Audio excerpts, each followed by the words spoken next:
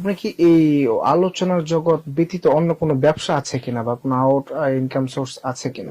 হ্যাঁ, অবশ্যই আছে। আমি যেমন আমার নিজস্ব মাদ্রাসা আছে আচ্ছা সোনারপুরে, মাদ্রাসাতুল আসাদ আল ইসলামিয়া। এখান থেকে একটা বেতন আছে আমার। আচ্ছা আচ্ছা। সাইনবোর্ডে একটা মাদ্রাসা আছে, ওয়াইস বিন কব্বাদ রহমতুল্লাহ মাদ্রাসা জামিয়া, মুফতি আব্দুর রহমান কব্বাদি সাহেবের। ওখানে আমি আবার কিতাবখানায় ঘন্টা নেই 2টা, ওখানে একটা আমার ওজিফা আছে। তারপর আমার মসজিদ আছে, আমি জুমা পড়াই যেখানে সূত্রাপুরে, বাইতুল আকবর জামে মসজিদ, ওখানে আমার ওজিফা আছে। আমি কলরবের যেহেতু একজন পরিচালক, এখানে আমার একটা বেতন আছে। বেতন আছে। পলিটিউনের সাথেও যেহেতু আমি জড়িত আছি, ওখানেও আমার একটা পারিশ্রমিক আছে। তো আলহামদুলিল্লাহ, বয়ান যদি নাও করি তাও চলতে আলহামদুলিল্লাহ সমস্যা চালান। হবে না। তাছাড়া ব্যক্তিগতভাবে পারিবারিক ভাবেও আলহামদুলিল্লাহ স্বাবলম্বী আমি। আপনাকে তো আলহামদুলিল্লাহ প্রতি বছরই শুনি মোটামুটি ফেসবুক ইউটিউবে দেখা যায় যে মুফতি সাইদ আহমদ কলরব উনি উমরাতে গেছেন। যদিও আপনি ব্যক্তিগতভাবে পোস্ট করেন কিনা জানি না, এটাই আমি বলতে পারি। অন্য জনের কাছ থেকে দেখি বিভিন্ন জন পোস্ট করে যে উনি উমরা করতে গিয়েছেন। মূলত প্রতি বছরই করেন কিনা বা বছরে কয়বার করেন?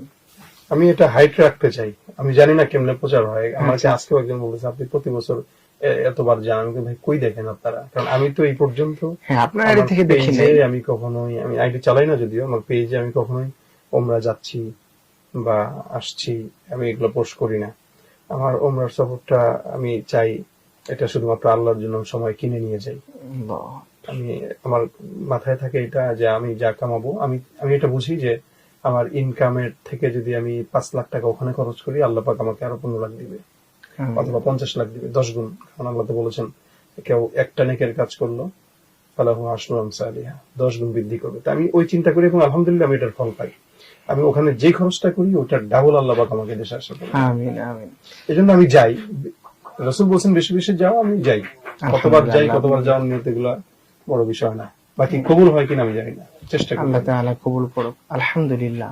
প্রিয় দর্শক, আমরা এখান থেকে একটি বিষয় অবশ্যই জানতে পেরেছি যে মানুষ তো ইবাদত করবেন একমাত্র আল্লাহ তাআলার জন্য। আর এখানে কিন্তু মুফতি সাইদ আহমদ সাহেব কিন্তু এই বিষয়টা বলেনি যে তিনি কতবার উমরা করেছেন বা কতবার যান।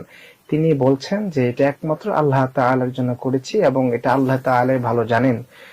এরকম কিন্তু আমাদের অনেকের হওয়া উচিত। অনেক মানুষ দেখা যায় জীবনে একবার উমরা করে বা হজ করার পরে লিখে রাখে আল হাজ, বিভিন্ন কিছু লিখে রাখেন, কিন্তু আসলে এটা মূলত আল্লাহ লাগানোর জন্য না, একমাত্র আল্লাহকে রাজি খুশি করার জন্যই।